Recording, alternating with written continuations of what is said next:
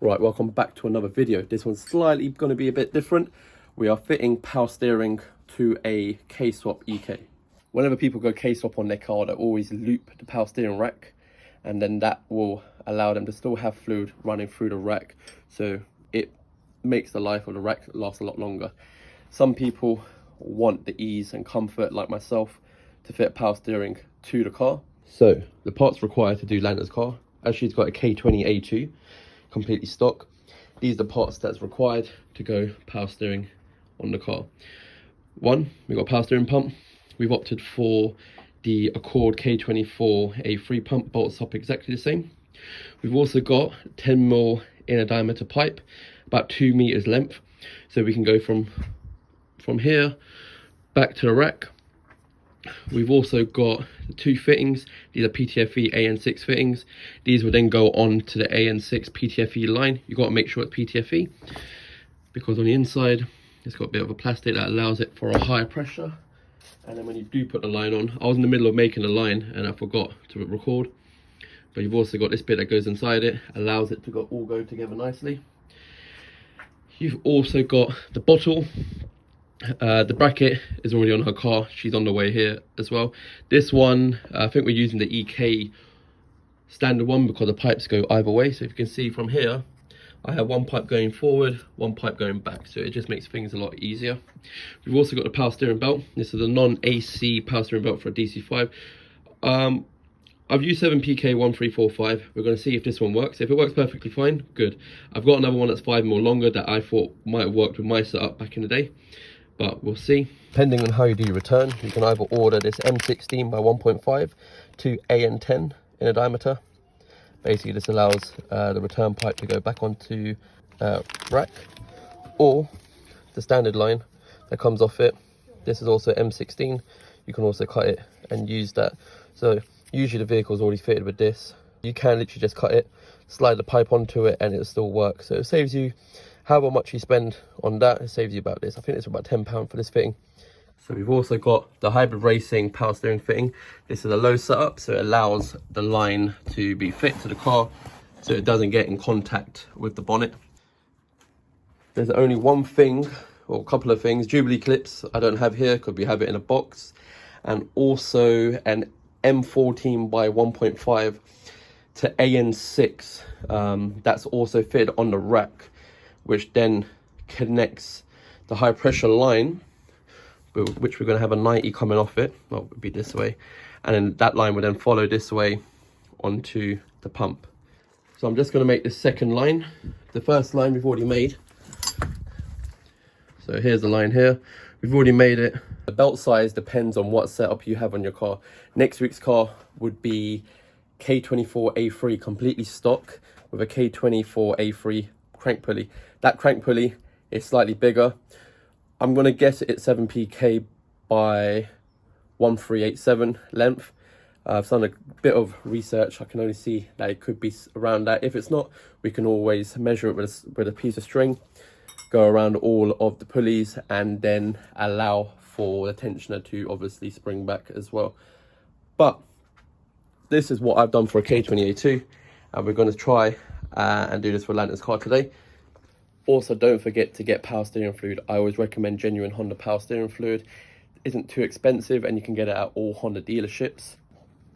So here is how my setup is. We have an Accord K24A3 power steering pump. We've also got the fitting that points it down to the floor.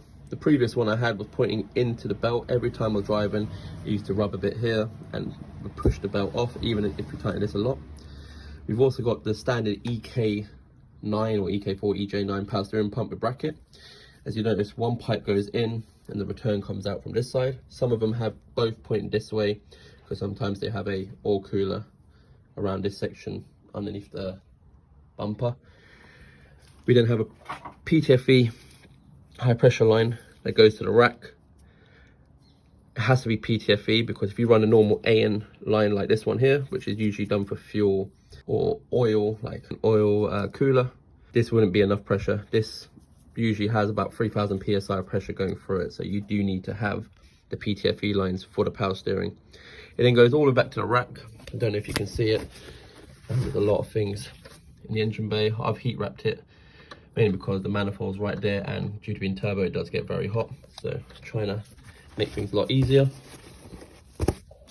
But yeah, it's pretty much a decent setup. Some people can run an oil cooler that goes behind here, allows to keep the power steering all cool. I don't run a power steering cooler, to be honest. Doesn't seem to be as necessary on my setup. My temperatures all stay good anyway. So Lants has just turned up. This is the car without power steering, which is quite hard. So currently we have an idler pulley fitted to Lants' car. The two 12mm bolts that go here and also here will need to be removed to remove this section here. Right, first thing you do, always put the power steering pump on first. Make sure that the clearance against the bonnet is good.